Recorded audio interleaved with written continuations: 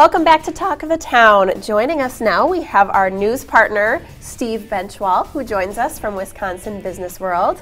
Welcome back. Hey, thanks, Jessa. We're so glad to have you. Good to be back. We've got school back in session. Yep. We're going to talk a little bit about some of the summer programs, do a little recap, but we're also going to find out about some fall things on the agenda, some very exciting stuff.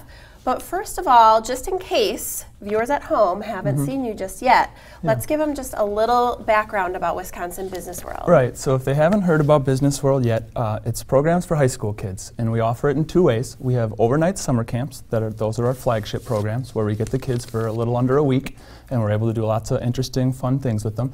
And then we also have mini Business Worlds, which are held during the school year, and it's just a one-day conference, moves a lot quicker, and we hope that they like the mini Business World and they choose to then sign up for the overnight summer camp. Absolutely, and let's get just a recap. Let's talk about summer real quick. Sure.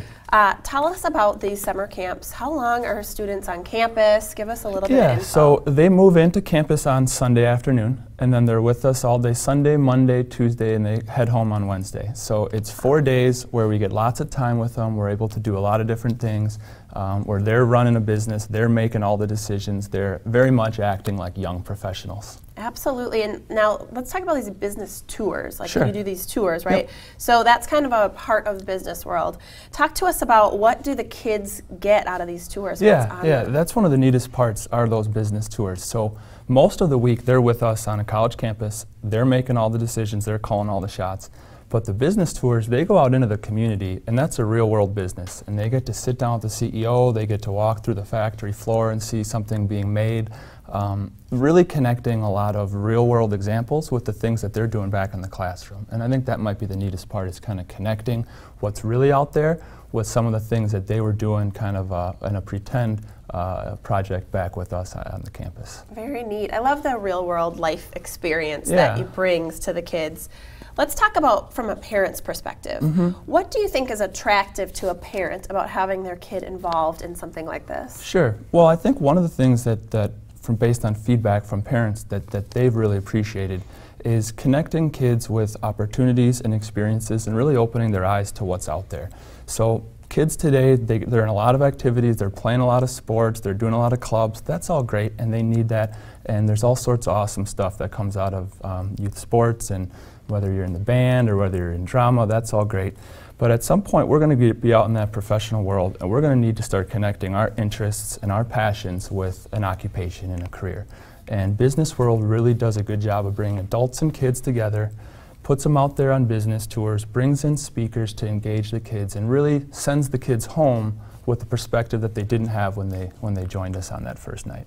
Very neat. I love that. And it's kind of interesting how maybe their expectations change from the beginning then after they go through that experience. Yeah. Now let's talk about from a teenager's perspective.